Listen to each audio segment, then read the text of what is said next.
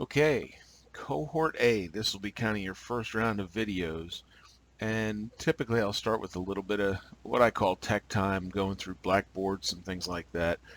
The first place I want to start before we get into the slides, and I'll do a little bit of a review at the beginning.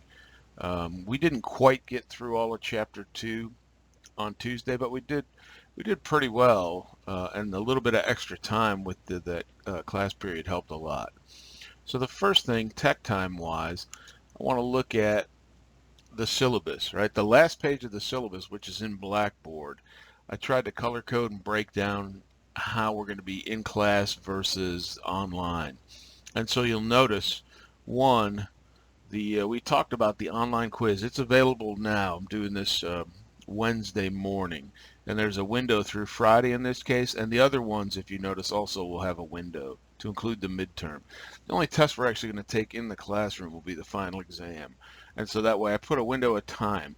And so how do I get to that? Well, the first thing I want to cover while I've got the syllabus last page up is because of Martin Luther King Day next Monday, we're only going to have one classroom session next week.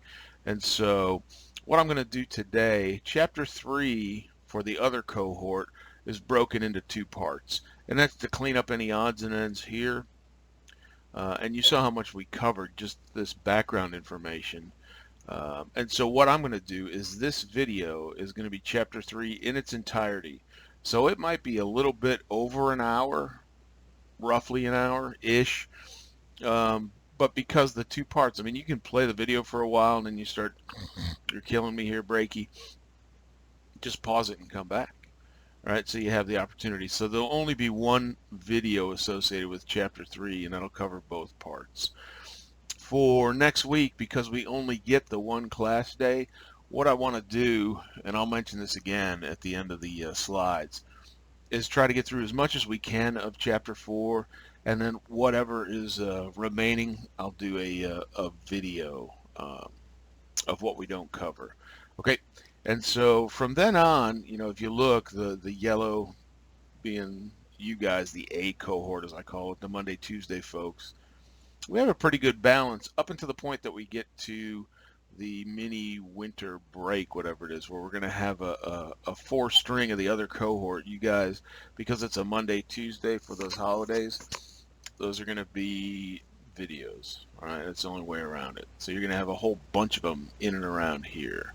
All right, that's post midterm, and as we get into some of these presentations. So we will talk about all of these things: the Constitution worksheet, the midterm test, and these presentations soon, because you see the tempo of this class, because we're doing both 2111 History Part 1 and 2112 History Part 2 in one semester.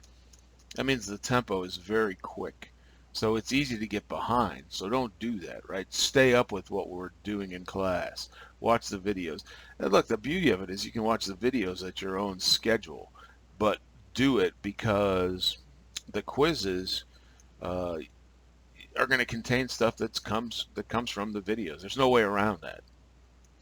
Okay, so that's the last page of the syllabus.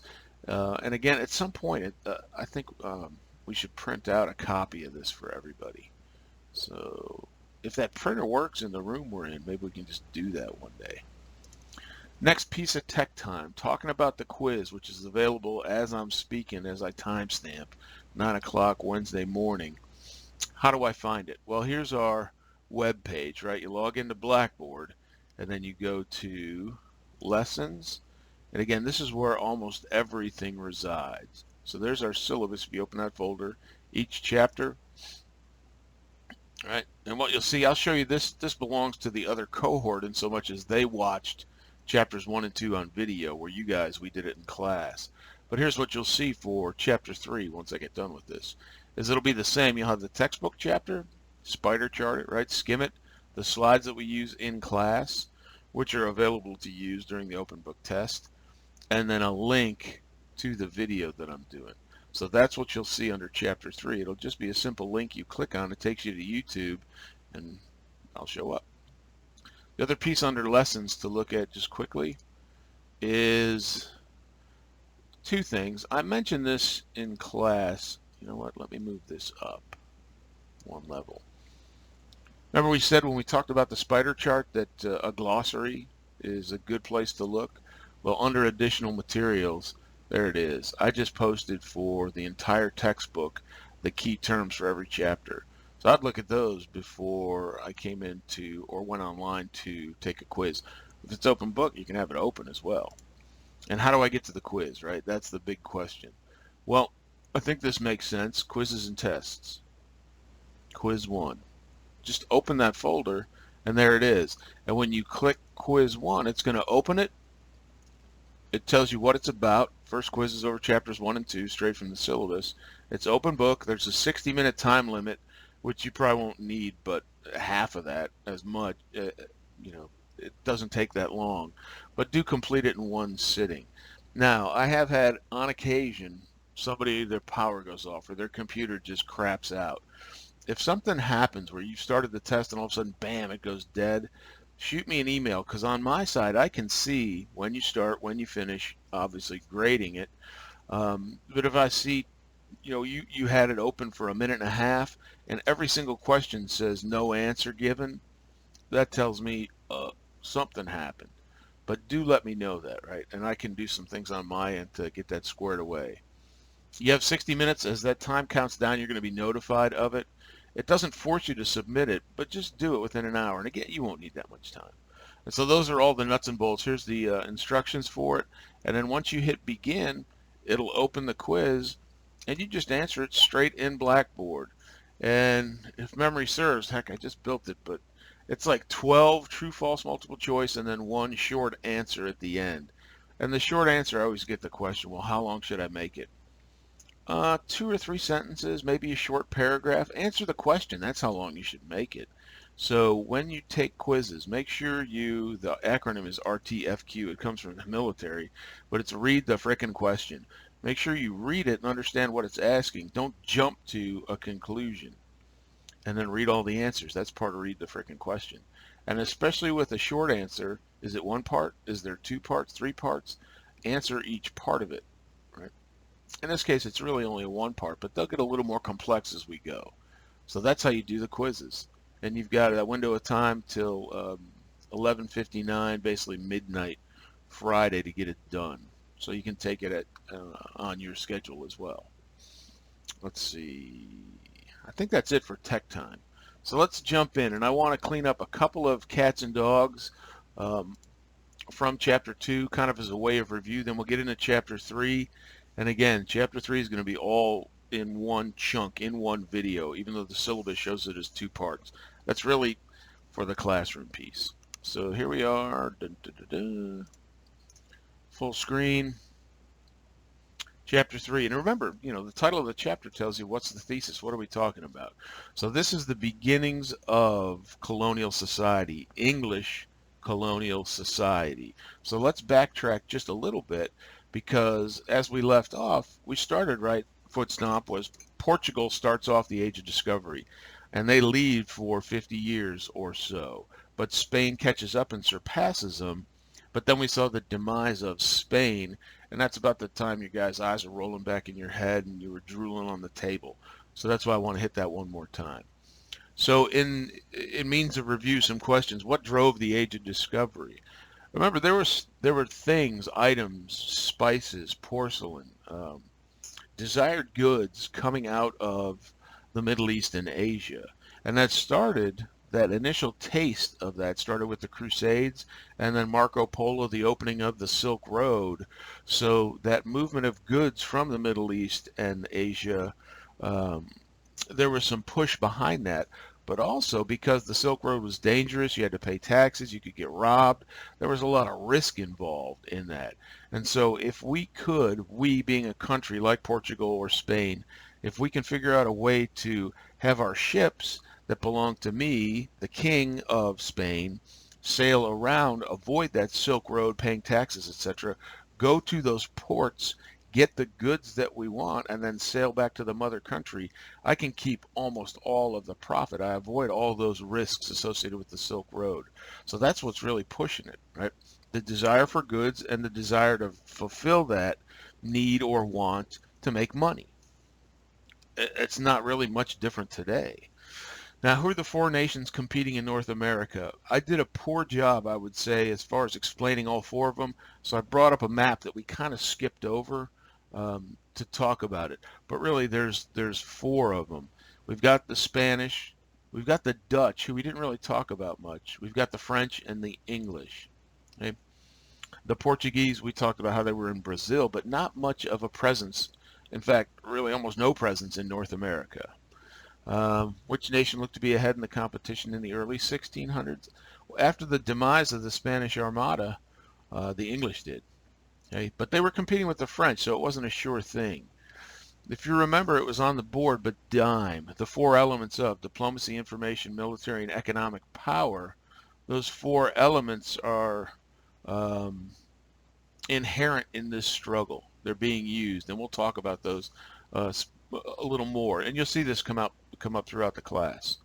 And so what elements are driving to the start of colonization? We didn't get to that, but I'm going to hit it again in here. So I'll skip over the review piece of that and how Spain lost the lead.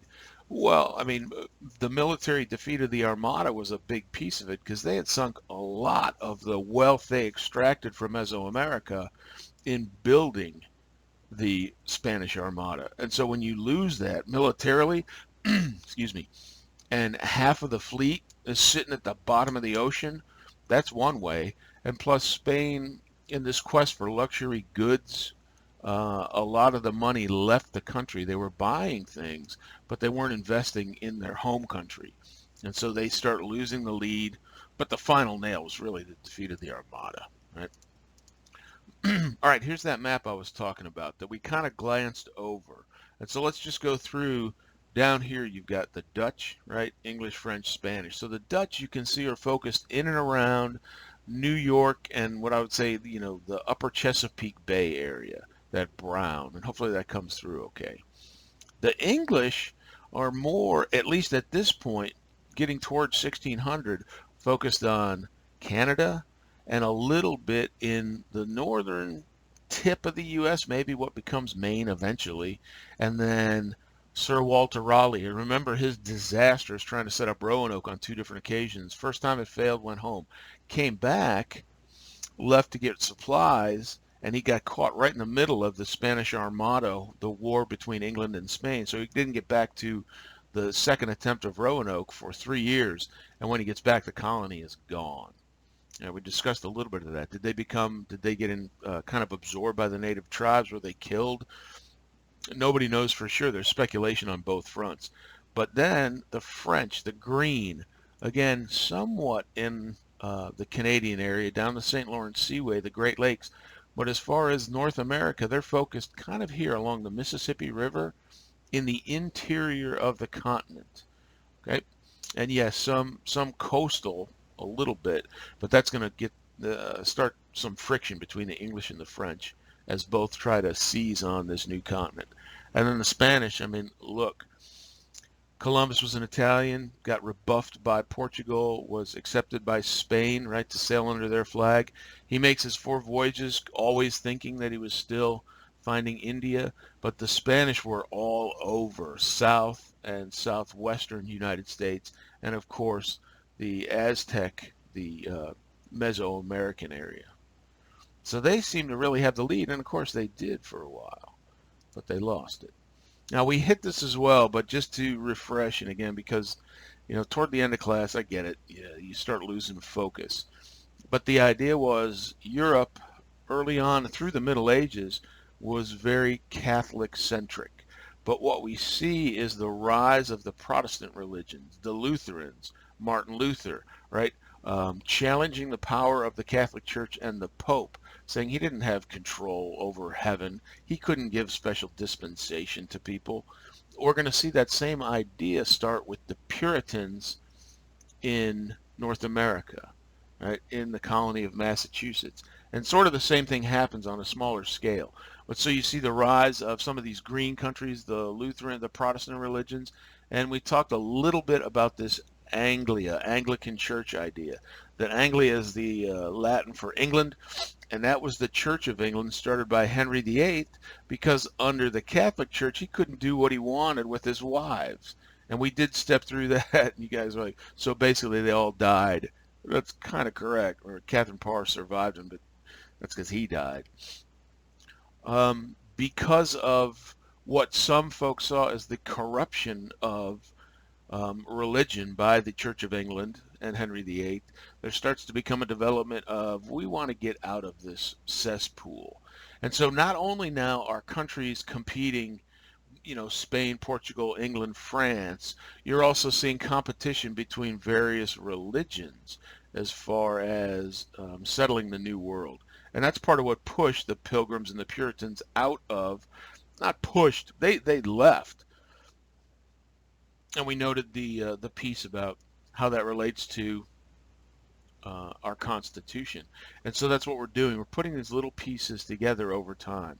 And we're going to actually look at, or you guys will if you click the link, one of the first quasi-constitutions in the New World, the Mayflower Compact, and what it says. It's like a very early precursor to the preamble of our Constitution. Okay, so again, some review, moving on.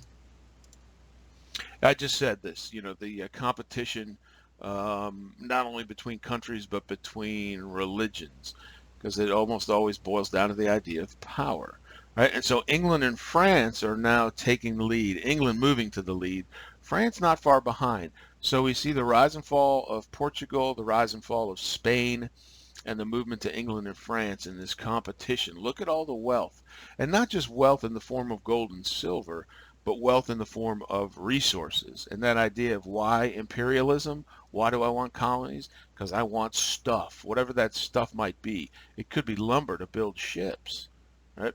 It could be whatever natural resources are available.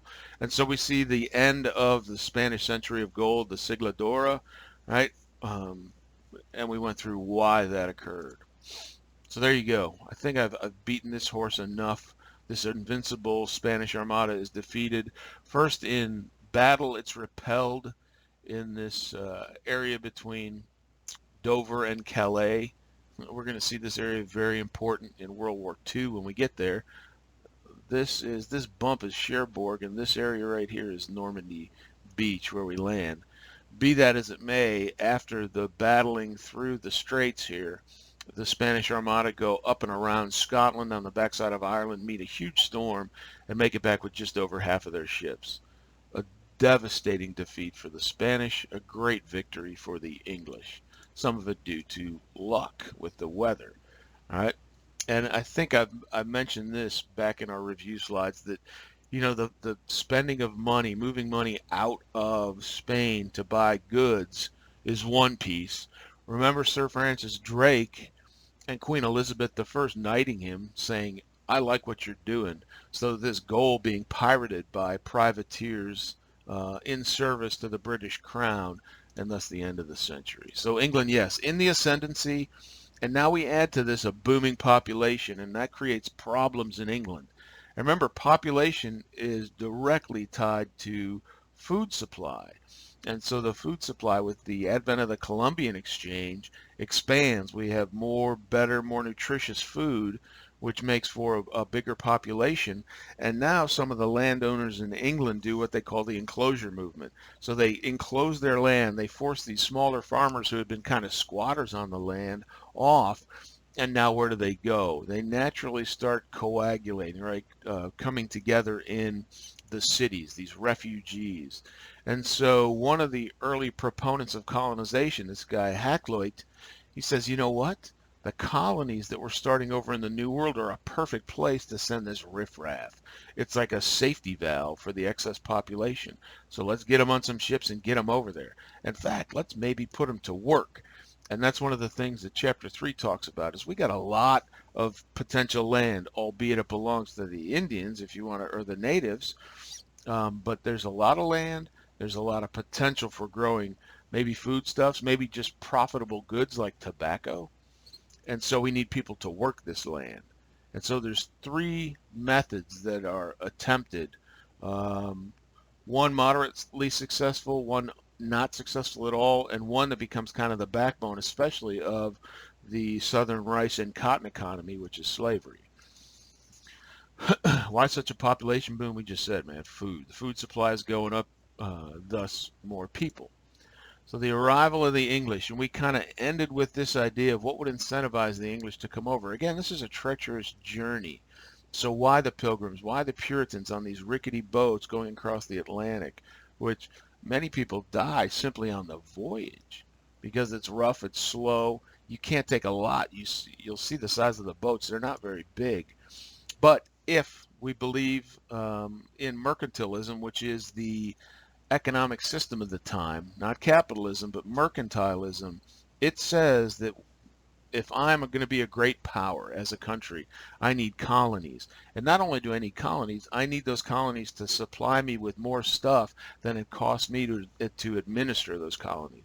Because it's not cheap. The voyages across, the governance thereof. So I need to get more out of it than I'm putting into it. Of course, the religious motives. We talked about, and we'll probably mention it again, the desire to leave this Church of England, the cesspool, behind to start a new country. And then that overpopulation piece, right? New food in the New World, the Columbian Exchange. We've basically got more people than the land will support, especially when I start enclosing my land and kicking these folks off of it that had been on there for a while. So gathering the cities, this is a problem. That's repetitious. I showed that map just to kind of give you an idea as to where the French and the Dutch were. French traders in Canada, and then down the Mississippi River area, and then the Dutch in and around New York. And in fact, New York was originally called New Amsterdam. The Dutch, right? Amsterdam.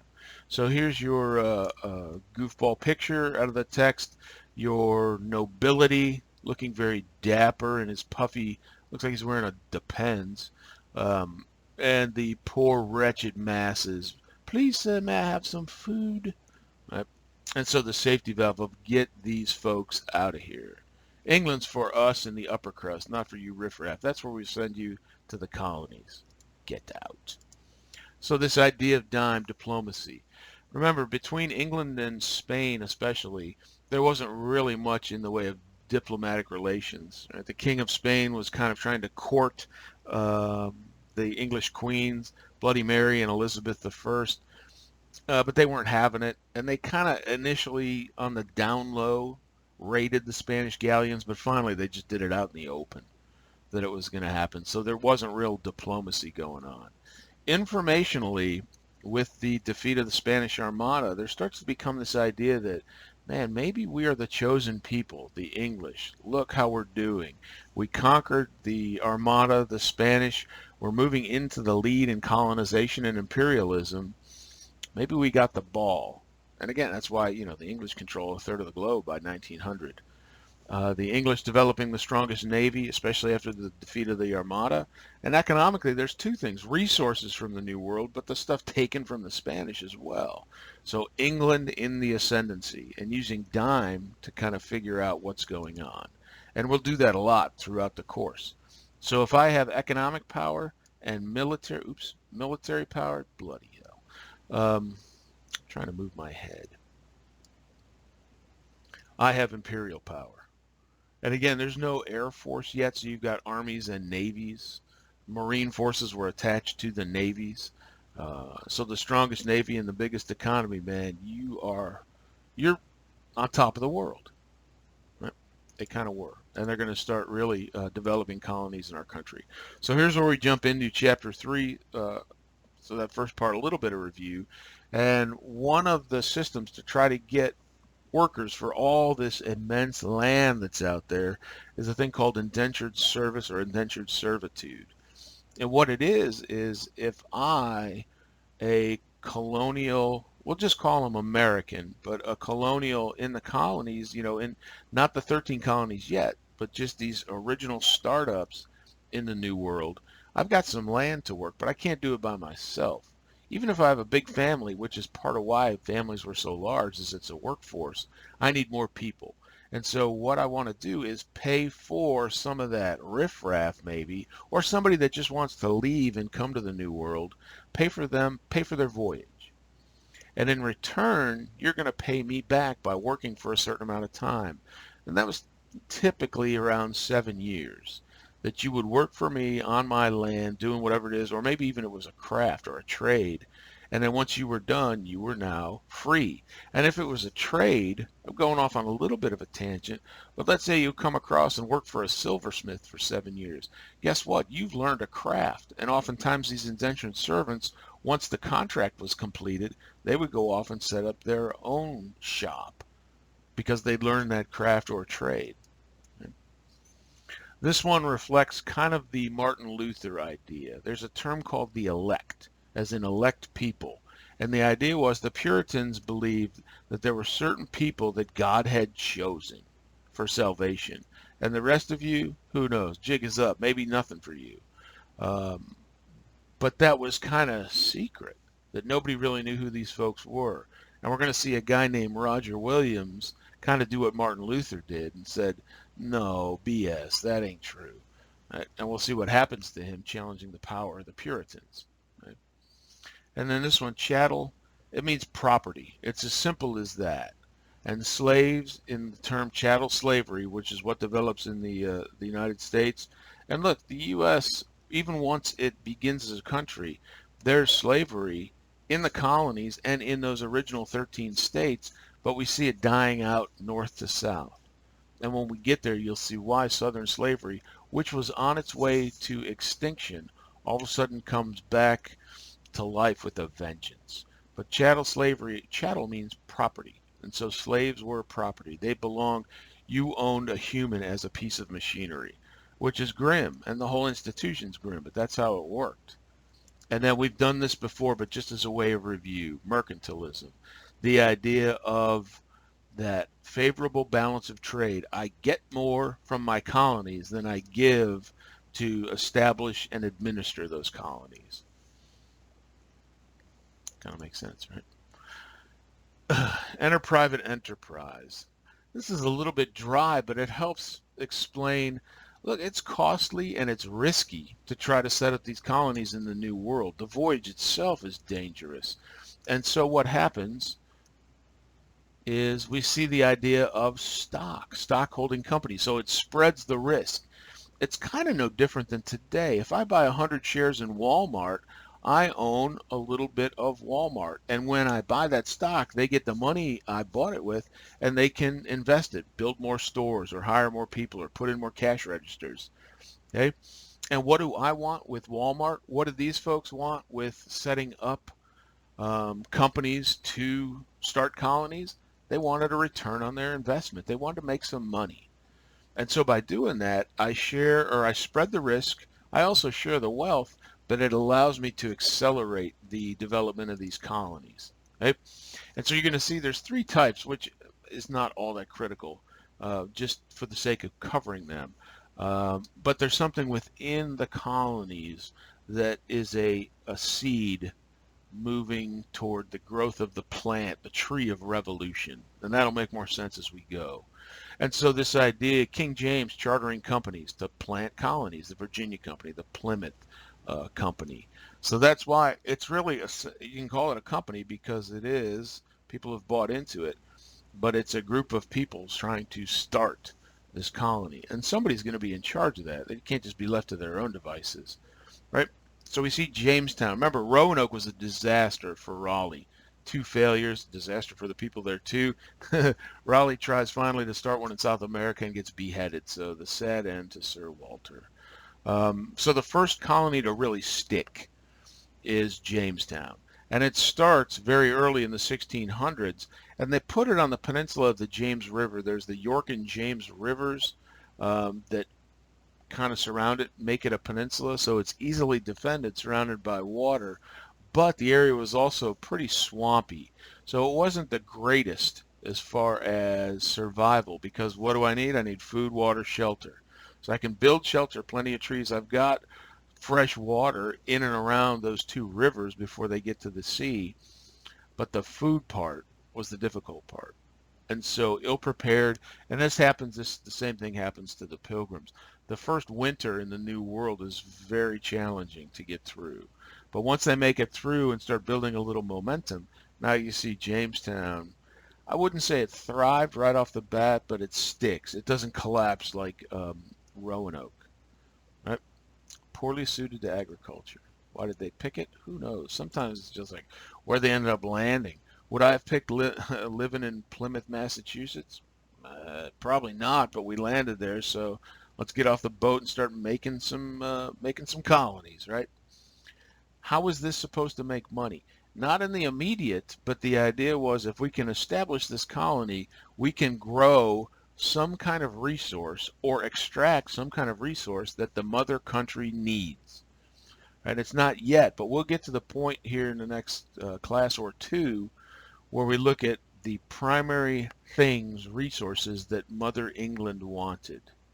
Most of them were not food, right? They were more money-making crops and the like. Okay? So that's what they want. Investors want to make money. Simple as that. And so here we go, the stinking custom as it's known. And the Blue Star video, it's a very dark, but I find it hilarious comedy. Thank you for smoking. It's about the tobacco industry and lobbying about it, so if you want to watch it, it's sort of funny.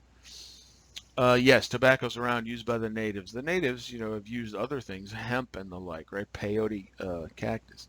But tobacco is taken back. Remember the Columbian Exchange showed that picture, and tobacco and quinine were two of the things taken back. Tobacco is not immediately popular, but it has the advantage, if you want to call it that, is it's addictive. And so as it starts to grow slowly in popularity, now people start chewing it, smoking it, right? Smoking it in pipes. And being addictive, it makes folks maybe not want, but need more of it. So we're going to see a quick rise in the demand for tobacco. It becomes a huge cash crop, right? Popular in Europe in the late 1500s. I use this. This is more some of the places I've been in the world, like the Solomon Islands. The natives in the Solomons chew this thing called betel nut, which is also addictive. And it's nasty, man. It gives you this brown juice, kind of like ultra super chewing tobacco spit. So at the airport, Henderson Field, which is part of the Battle of Guadalcanal, by the way, but you land there and there's big signs that say no chewing betel nut, and yet they ignore it. And so the concrete is stained with this brown spittle, and their teeth are just disgusting. In Vanuatu they had kava, Central South America coca leaf. Indigenous populations use hallucinogens or drug, whatever you want to call it, in their cultures. So this isn't anything new, but it's new to Europe. John Rolfe, we'll see him again in a minute, but he works on improving tobacco production. So part of it is bringing seeds from different areas, see what grows best and what tastes the best. And so that makes it more attractive. So by the early mid-1600s, tobacco becomes a major export. Sure, the colonials are using it, but that's a very small population. But it's being exported back to Mother England, and demand is rising. So what does that do? It's an incentive. Man, I'm going to go to the New World and start a tobacco farm, make some big money. Lots of land there, but something's missing. And what's missing is who shall plant the fields. Because tobacco is a couple things. One, it's really hard on the soil. And two, it's labor intensive. But there's a lot of profit, so the incentive to overcome that is there. But what's the problem? If I have a lot of land, a lot of potential profit, labor intensive, the problem is I need a lot of workers to plant and sow this crop. Because it is a crop. You think of crops as being edible. I guess you could have a bowl of tobacco for breakfast. No thanks. So one of the things, well, why don't we enslave the natives? Make them work for us. And that generally fails because they'd rather go to war than fall down that rabbit hole. And we're going to see a lot of conflict between the colonials and the Native Americans. It's not all as rosy as the little, third grade play about Squanto and Thanksgiving. So I have three options really available to me. One is indentured service, and we talked about that in Words of the Day. The second one was called a kind of a labor system, but it's really not. It's known as the headright system, excuse me. And I'll explain that more here in just a minute. And it actually can backfire, and it kind of does. And then the third, of course, is slavery. And so we saw Jamestown, 1607, founded, and by 1619, the Dutch had brought in some African slaves into Jamestown. And 1619, hence the name of the 1619 project, talking about the introduction of slavery in America. Um, I'm not a huge fan. Look, I get it, slavery bad. Um, Most of these were servants of some kind, and not trying to excuse it, but it seems to me the 1619 project could say something more to the effect of, we, African Americans, have been here since the founding of the country. We deserve to be part of it. Use it as a positive message as opposed to a divisive one. Look, I get it, but we're not in 1619 anymore. Let's try to move forward in a positive manner. Again, I said it in class. I say it a lot. I've never seen the color of your skin make a damn bit of difference in what you can do. It's what you bring to the table, right? And can we move together and stop this divisiveness in this country? And before I die, I hope to see it. Okay, and so you see a rise in the number, that was a little preachy, the number of slaves being brought in to that Jamestown, the Virginia area, but it doesn't increase dramatically until we get into the 1700s. And there's kind of a dichotomy. The English don't have a huge history of using slavery, but they kind of excuse the use of slaves, and you'll see that again later in the class. Right? It's called rationalization. All right, just for kind of an FYI, you can see the beginnings, right? Jamestown, we talked about 1607. It's not a rapid build, but you can see the movement to the founding of colonies, English colonies, and many of these become full-blown colonies, the 13 colonies, and eventually states. But they start out as small population centers more than anything else, right? And you can see how this works. And the early part, and then a little bit of a gap, right? There's the English and the French are always fighting. So if there's a gap, there's probably a war going on in Europe. And then some more, the Carolinas, New York, New Jersey, Pennsylvania, that area. Okay? So you see the beginnings of the 13 original colonies here, actual, what we know as states. But these are just population centers. So the New England colonies, talking about that, and where the term comes from, we don't really even think about it anymore. But you have the Pilgrims, also known as separatists, and I may have mentioned this in class. They left England, but they didn't originally or immediately come to the United States. They do have William Bradford, who stays in charge, but they went to Holland. They're not overly fond of the Dutch values. They're still English at heart. And so they make the voyage to the New World, right? Land in Plymouth, start the Plymouth Company, and these two ships. And the significance of the Mayflower, the one we know because it was first, but because of the Mayflower Compact, maybe why it's more famous. And so they come and they settle and start a plantation, unbeknownst to them, on a graveyard of the natives. So that probably doesn't sit all that well. Hey, these palefaces are building their village on holy land, right? Sacred land to the natives. And again, the first winter, it's challenging just surviving that first winter. And so there is some positive relation with the local tribes. And, some of the story of the first Thanksgiving isn't complete exaggeration. So they learn some of the local, what grows well, when to plant, when to sow, fishing, etc. Remember, food is the key. What were they looking for? What were the Pilgrims looking for? In a way, they were looking to get out of the cesspool of England. They were looking for religious freedom and to do their own thing.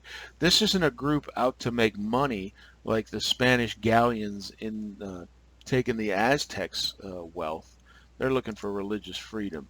And so here's a picture, and you can see it's pretty hard scrabble. And this would be once the colony is pretty well established, because you don't just bam pop this out of nowhere. That takes a lot of work, cutting down these trees, making these little huts, these little cottages.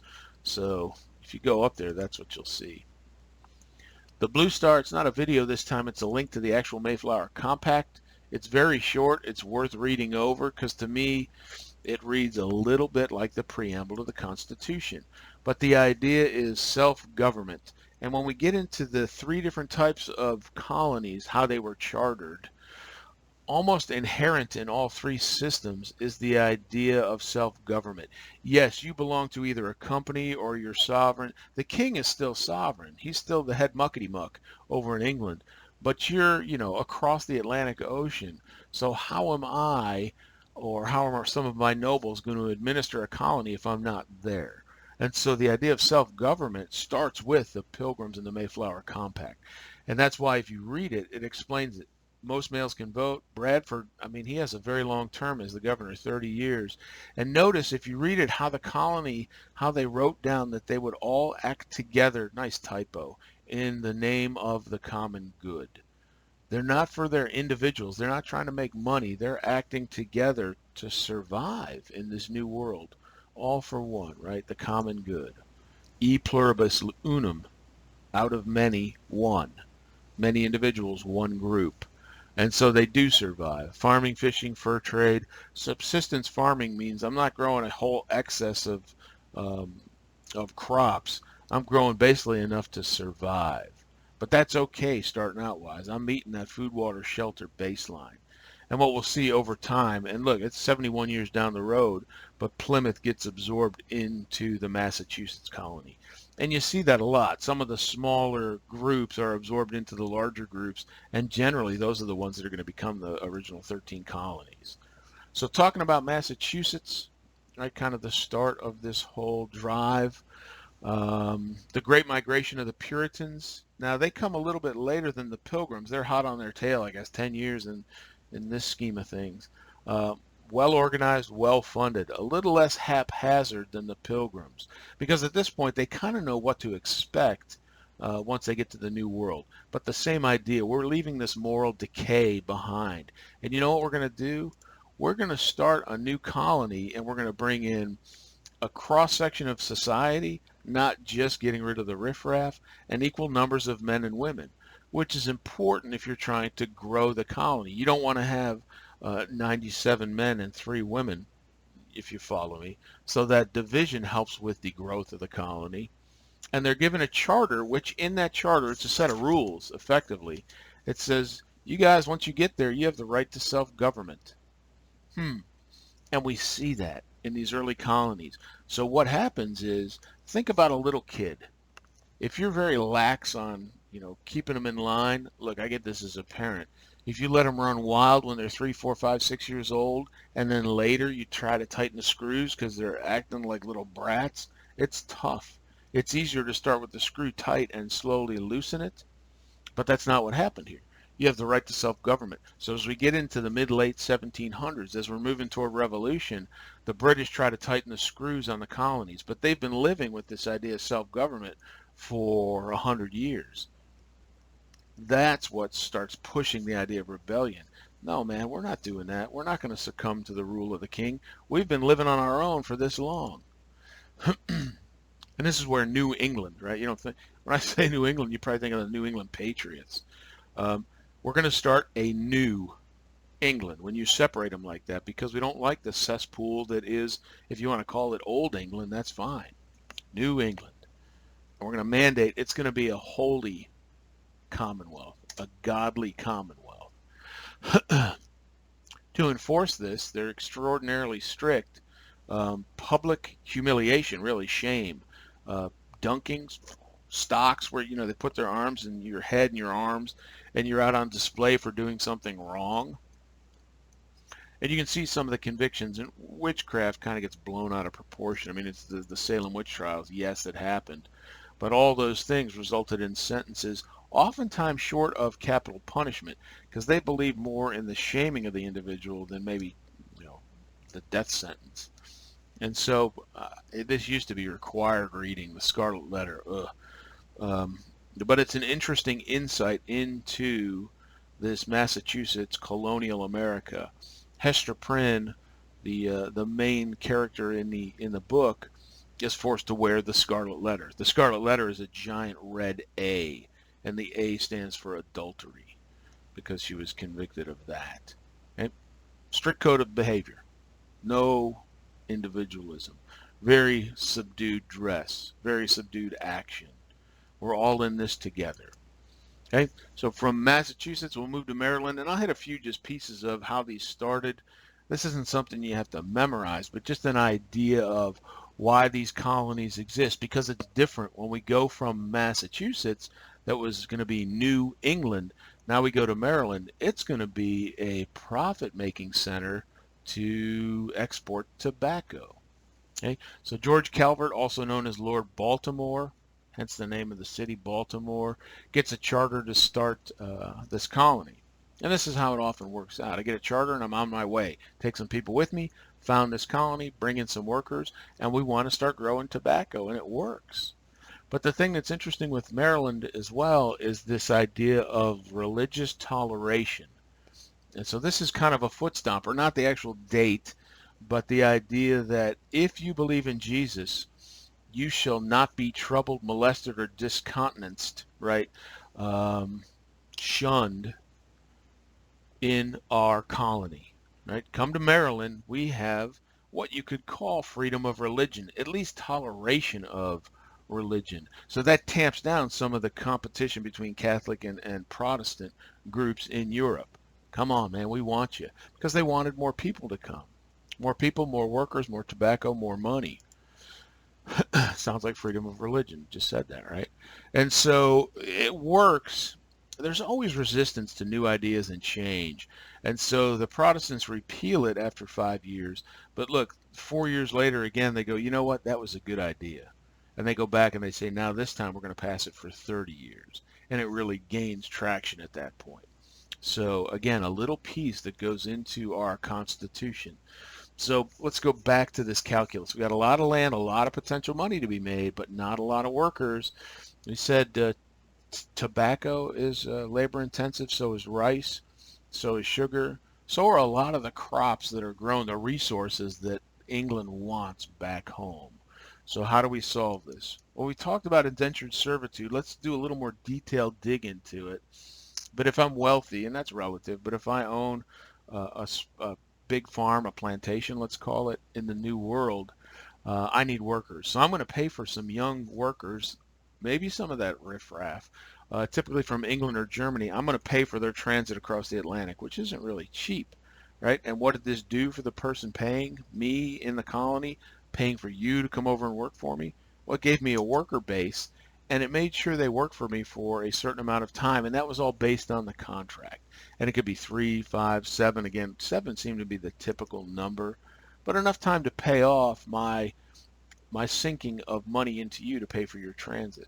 And so during that, you didn't get paid wages, but you got food, water, shelter, right? And you got training in maybe growing whatever that crop is, learning the ins and outs of growing tobacco, or if it was a trade, learning a skill. So it seems like a fairly fair, a decent system. The problem with indentured servitude is it never met the demand. The demand for more workers was always up here, and indentured servitude was down here. And the headright system I'm going to talk about next actually made that gap worse. And so to fill that gap becomes the question. Okay? There you go. There's the time frame. Talked about that more than once. So here's the second one, this headright system. It's kind of a weird name, but you had the right because you were the head of household or the head of a family to incentivize you to come over. I'm going to give you, the head of household, a chunk of land to come over. Now, think about that for a minute as we go through this. Is that going to solve the problem? So we still need more people. Indentured servitude's not getting it done. And those that are already in Virginia, look, if you're already there, we're going to give you 2 headrights. And that was typically, not always, but typically 50 acres per headright. So if I get 2, I got 100 acres of land, right? Good deal. Now, if I pay for somebody to come over, much like the indentured service system, I get a headright. I get another 50 acres. So if I can afford to pay for 50 people to come over, hoo-wee, that's a huge chunk of land. Remember, there's people living there, right? The natives. And so if I kept doing this, I kept gaining land. So can you see the dilemma here, the fallacy in this system? Yes, I bring over a person, here's 50 acres. It's almost working against the idea of having enough workers because I'm getting more chunks of land and 1 or 2 or 3 workers at a time. It's working against me in this case. So does it solve the labor to land issue? No, it makes it worse. And two, is there a cheaper way to get labor? Of course, the answer is yes. And we'll get to that at the end, the idea of slavery. And so here, just a quick picture to kind of get your head around all these different places I've been talking about. Colonial entities, not colonies just yet, little population centers, really. And you see some, right? Plymouth was absorbed into the Massachusetts colony. And you notice some of these names ring a bell, right? Because they become states, and some don't because they're absorbed into, like, Connecticut, for example. Okay? So just a little kind of FYI. Long Island was its own gig for a while until it got absorbed into New York. And of course, now it is part of New York State. Notice the population is still and will remain for quite a while, not quite a while, but for a time, a coastal phenomenon. Access to the sea for transportation, for fishing, certainly, and access to water with these freshwater rivers. There's a, that almost worked perfect. I put my head on this guy. Boom. A very solemn looking puritanical church service. And of course, in class, I'd ask, what do you notice? And most of the time, the first thing people notice is they all have their guns with them. And that may be for the walking home from the service, I see a wild turkey, bam, there's dinner. But it also probably is for self-defense against incursions by the natives. Right? And doesn't this look like a pleasant ceremony? Very subdued. Look at the dress, typical of what we think of as the Pilgrims, the Puritans. Right? Fancy dress was an affront to God. We're all in this together. We're going to be subdued about it. All right, I mentioned this guy, sort of, Roger Williams and Rhode Island. So this is where that keyword elect comes in. Roger Williams disagreed, much like Martin Luther disagreed with the Pope. And he said, look, man, how can you know who's chosen and who's not? Right? And so he starts to argue, disagree with the puritanical leaders in Massachusetts. And that usually doesn't go over well when you challenge people's power. So he wants to remove any religious qualification to vote. That sounds familiar, right? Citizenship to vote. I don't care what your religion is, you can vote. And when you threaten people's control, what's the next response? Tick-tock, take a guess? Right. They kick him out. Right? Guess what happens next? Look, Williams is kind of ahead of his time, saying, you know what? We can live here, but do we legally own this? Just because we're here? Doesn't it belong to the natives? So yeah, they kick Williams out. Get lost, pal. And so he leaves. He lives with the Narragansetts for a while, and he founds Providence, which becomes, the capital, eventually the capital of Rhode Island. And so now he goes back, gets a charter to start a new colony, the new colony being Rhode Island. And the Massachusetts Puritans, right, they didn't like him to begin with. Now he's got his own bloody colony, and so they call it the sewer of New England. Don't move there, it's terrible. Right? So sometimes that's how colonies form. There is friction between the various colonies based on geography, based on what they do as far as growing things, right? And based on which is more popular with the crown. And guess what? The southern colonies are more popular with the crown once we get there because they produce goods that the crown wants. Remember, like Plymouth, Massachusetts colony, early on they were subsistence based. That means I'm growing just enough to survive. It's not profit for the crown, it's just wanting to have religious freedom. Okay? Just quickly go through this. Some of the other what become New England colonies as we know them today: New Hampshire, Connecticut. Maine's kind of an odd one. Maine doesn't actually become a state even until the Missouri Compromise, well into the 1800s, the 1820s in fact. They never really grew, maybe because, Maine, the further you get north, the harsher the climate becomes, etc. New Hampshire does become a colony, starts Connecticut. And look, you don't have to worry about who the leaders, their names were. But what you do see as we start more and more colonies, that becomes more and more fractious. There's more and more friction with the natives. And so we see armies develop. And again, the enemy of my enemy is my friend. So we have multi-colony armies, more than just, Connecticut. They probably had help from New Hampshire, Massachusetts, Rhode Island to defeat the natives. And they bring in other tribes who maybe had a disagreement with the Pequots, right, to get rid of them. Problem is, they didn't realize the colonies would be coming after them eventually. Right? Okay, here's the breakdown of the 3 different types of colonies. And again, I'm going to go through this quickly because it's not so much the type as to the governance that's important. And so, corporate, royal, proprietary. We've seen corporate, right? It's basically a business. We're going to found this. Plymouth, the Massachusetts colony. Those were corporate colonies. So there's a charter, and it acts like a constitution. The charter is a set of laws. Here's how you're going to run the colony. The king is sovereign. The king's always sovereign. These are English colonies. But you're allowed to self-govern because you're way the heck over there. And the leaders are elected by male members of the church. So that's your typical corporate colony. There's what's called a royal, and again, governed by the king, but he's not going to do the day-to-day governance of. He's appointing a governor to go over and establish the colony and execute it, and there's actually assemblies that are elected by the people.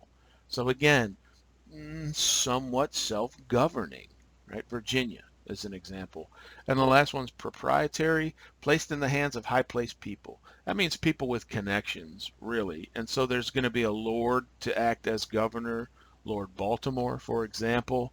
But again, these folks work with the people in the colonies. So again, maybe not a perfect, but a sense of self-government.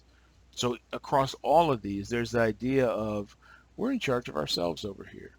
Governance, eventually it's going to become we're in charge of our own economies over here. Boy, that starts to not sit real well with the crown because the idea of mercantilism is you guys supplied the most of it to me, the king, right? So if we think about this, and there's an example of one of the puritanical punishments. This happens to be the feet, but oftentimes it was the arm and head. If you've seen it, what was the Knight's Tale, right? The main character, the name escapes me. Anyhow, toward the end of the movie, he's put out in the stockade. So laws come from where? Where do we get our laws? Well, one of the areas would be religious writings, right? The 10 Commandments, thou shalt not murder, thou shalt not kill, becomes murder is illegal. So we can get laws from religious texts. We can get laws from who would be next in the pecking order below God would be the king. Remember divine right of kings. So we get it there. But as we get into the idea of self-governance, laws come from the people, at least maybe the higher place people, the governor, right? Those selected folks. So we see that development of where laws come from. And my head's blocking the blue star, of course. This is just a link to a definition from the Free Dictionary of Liberty, which we talked about. Freedom, yes, freedom of action on your part, but freedom from an overly oppressive government as well. So there's a multifaceted definition to liberty, because most people don't even think about it. You know, the pledge, with liberty and justice for all. What does liberty even mean? A little geography. How do I do it, man? Every time. So here's your Atlantic Ocean, Chesapeake Bay area. This is going to become very important. This is a very rich, productive part of the country. If you look, here's Jamestown that we talked about. The peninsula between the York and James River is right here. Okay, we're going to see Yorktown again and again, both in the Revolution and the Civil War. But you can see kind of the breakdown of where that is based on modern day Maryland, Virginia, etc. Okay. Jamestown's established and growing. Virginia's growing. The Calverts of Maryland, that's going well. The Acts of Toleration, bringing more people in. Tobacco, money, religious freedom. Big incentives to come to the colonies. Right? So it is drawing people. Bloody hell. And as that happens, you're going to see more and more war with the natives. Now look, I'm going to go through this. This is kind of read through it just to give you some background, but I'm not going to go into gory detail. But as colonials move in, they're somewhat unaware. Look at, you know, the Plymouth colony building cottages on natives' graveyard, Holy Land. And so this happens. And the Powhatans is what it's called. It's really a conglomeration of different native groups, 22,000. That's a pretty big tribe. And so there's tension between the English as they keep moving in and growing. They see the growth of and the influx of the white man. And so there's almost a state of constant war. And so there's a back and forth. There's really a series of three as the colonials intrude into the natives' lands, they fight back. And can you blame them? This is where Pocahontas kind of joins the fray, and maybe that's become mythologized. But she's the daughter of a Powhatan chief, right, and given to marriage to John Rolfe. I told you we'd see him again. And what the English, they use this information in dime as propaganda. They take her back to England and show, look, we can tame these savages because they're not Christian, right? So they're savages. So that's kind of interesting. But you can see why the Powhatans might have a beef with the natives. And so this war, again, there's several iterations of rapid English expansion met with resistance by the natives. That sounds like a common theme, and it is. Opech-Unkano. The Indians try, I mean, they know the terrain. They're very good guerrilla fighters, which we'll talk more about when we get to the revolution. And so they generally go in and have some immediate successes. But what that does is it generates a big, thunderous, giant hammer of a response back by the settlers. And so that's what happens, right? The Third War, surprise attack, kill 500 English. Guess what, man? Wrath of God coming now. And so ultimately they're hunted to extinction as we get toward the 1700s. That's not unusual. And in this case, it wasn't as much. Certainly there was some disease, attrition through disease, but this was open and almost constant warfare.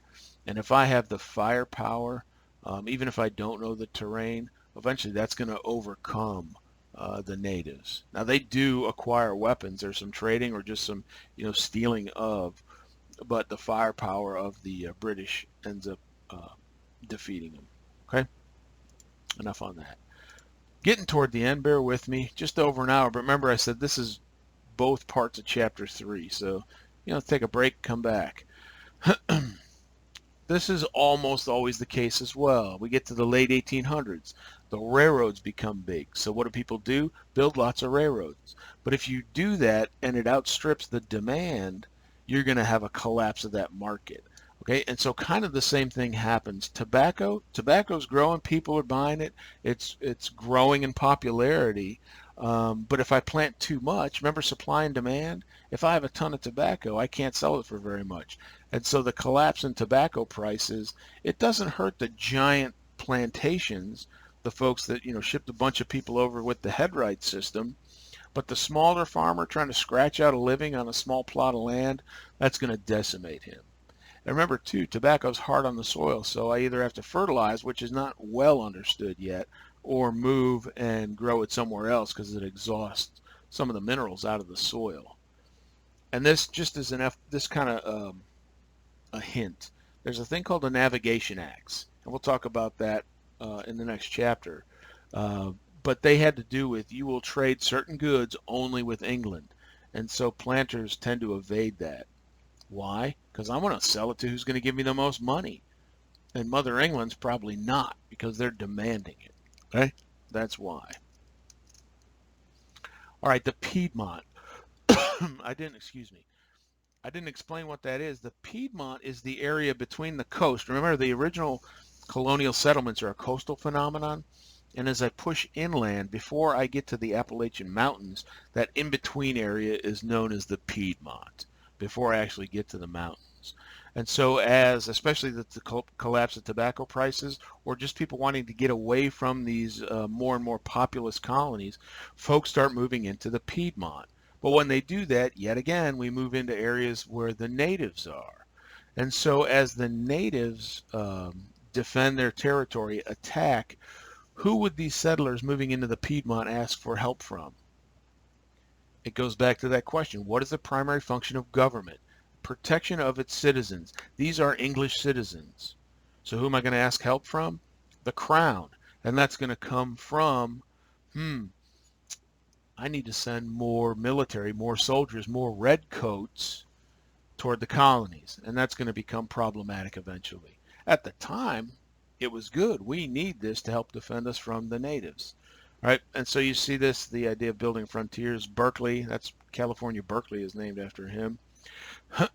Bottom line, they wanted land from the natives. We'll dig into that a little bit more.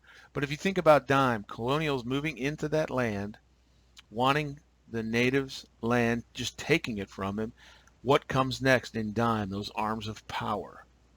Of course, it's going to be a fight, a war of some kind. And so that's what happens. Warren Bacon's rebellion. So again, quickly through this, but we understand now, I think, that how that's going to generate conflict with the Indians. You're taking my land, man. I want you out. And so this guy Bacon, Nathaniel Bacon, leads the settlers. What's interesting is originally this tribe was not hostile. They really tried to settle an alliance with Virginia to work together. And so remember that kind of English, we are the chosen people idea? It's like, talk to the hand. We're superior. And they get massacred. And Bacon starts kind of feeling his oats a little bit. So he goes back after this to Jamestown and takes over the colony for a while, a couple months worth. That's where it's the rebellion piece against English rule. Bacon dies, so the revolt ends. Whee-wee. But what it illustrates, in my mind at least, is we're seeing a development between not just the colonials and the natives. We're seeing a divide or a conflict starting to develop between the big landowners, the planters, and more of the common folk, maybe the small farmers that move into the Piedmont. So we see a friction between wealth, between classes. Do we see that today? In spades. Okay, back to New England, getting toward the finish line, so hang in there. Remember we talked about self-government, Mayflower Compact. This just gives you an idea of the spread of several of the colonies, right? Landing at the area of Boston, landing down around Plymouth, and which direction. And so you can see that kind of two-pronged flow moving out and into taking over more and more of this New England area, right? King Philip's War. King Philip was the actual name for the Wampanoag chief Metacomet, because sometimes the names are so hard to pronounce. The English give them names, or describe a blue jacket, for example. Eventually, much like the previous fight with the natives, the settlers win out. Right. New flintlock muskets, new technology, old style of fighting. We'll see that again. Rifled musket versus the smoothbore musket. What does that do? Tanks, airplanes, flamethrowers. Still fighting the old way, but with new weapons. What that means is super high casualties. Okay. Now there's a pause. Remember I said there was a gap in colonization? Usually that's due to war. In this case, it was kind of an internal war, so the English Civil War. The idea of absolute monarchy. Remember we went back to talking about the Magna Carta, the Great Charter. Every once in a while the king is going to be forced to give away a little bit of his power to tamp down this growing rebellion, right? And so now we see the development of actually a parliament.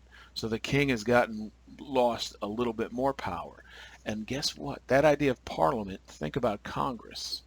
It's not there yet, but that idea gets across the Atlantic. What else it does is if there's a civil war going on in England, I'm kind of taking my eye off of the colonies for now because I got bigger things at home to worry about. War is expensive. It costs blood. It costs treasure. Yep. I'm going to raise taxes. You saw that even with the Magna Carta and King John. Some of his people were mad because he kept taxing them to pay for these bloody wars. Bloody in both senses, right? And so Parliament raised taxes. No, we're not going to do that. So you can see the roots of this disagreement. Okay, so just a little bit of background. You can read through this as well. But so the English had a civil war, much earlier than ours, but it had to do with power between this growing Parliament and the loss of power from the king. Okay. Oliver Cromwell, chief protector. Right? And the restoration of course, the king, the monarchy is put back, or regains, I should say, regains power. Right? And so that's where the colonies pick back up. We saw that Carolina, New York, New Jersey, there was that gap. All right. So the little pieces are coming together. That's kind of what we're going to finish up with here. There's little things happening along the way, and I've tried to highlight those each time that are coming together. Religious toleration. right? What does it say in the Constitution? Will not establish nor prohibit. We're going to tolerate other religions. Government by the people, self-governance, if for no other reason that you're halfway across the world from us, so we can't do it because the timing is such. The idea of human rights is starting to develop, right? Not so much when we think about the poor natives, and it's not funny. It's kind of a perversion of. We see a distrust of those elected, that hidden power.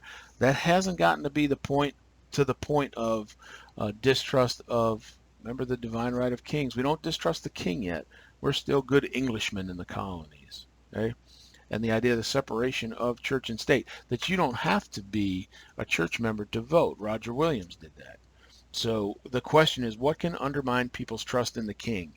And it's almost the same thing as we said, what can cause the demise of a civilization? And so the king, what if he lies to you? What if he's overbearing? Liberty, the idea of freedom from an overreaching, overpowerful government. Those things can. Just ineptitude can undermine trust in the king. And we'll see that with King George during the Revolution. He had some pluses, but he wasn't all that great of a leader either. Okay, so things are looking good as far as the colonization movement, but there's still friction between the colonies.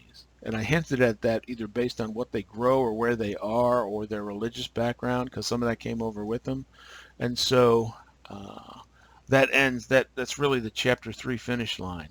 Now you can either stop here. This is purely an FYI that we didn't get to in class on Tuesday, and it's quick, but it's kind of a sailing 101. So if we go back to Columbus, remember he came across, bam, he's over here. Hey, I'm in India. Wrong. But why is route like this? This adds a lot of time and distance. Why not just go straight line, baby?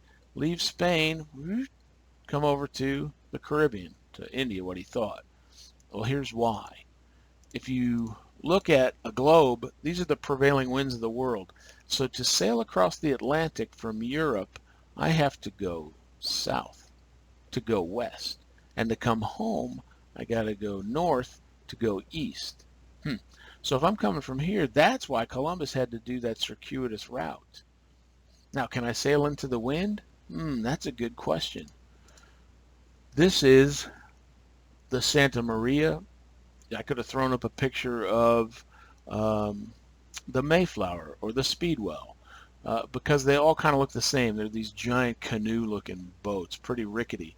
What's the deal with this guy? Who knows? Okay? But there's something in this picture that explains not just why the age of discovery, but the age of colonization to get across the Atlantic. So we have that sail, right? If we go back to the Santa Maria, you see the big square sail. Got that.